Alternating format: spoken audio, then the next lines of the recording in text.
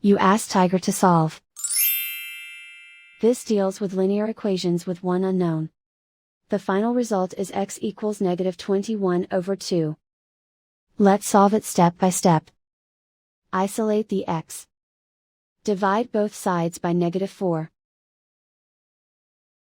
Cancel out the negatives. Simplify the fraction. Move the negative sign from the denominator to the numerator. Find the greatest common factor of the numerator and denominator. Factor out and cancel the greatest common factor.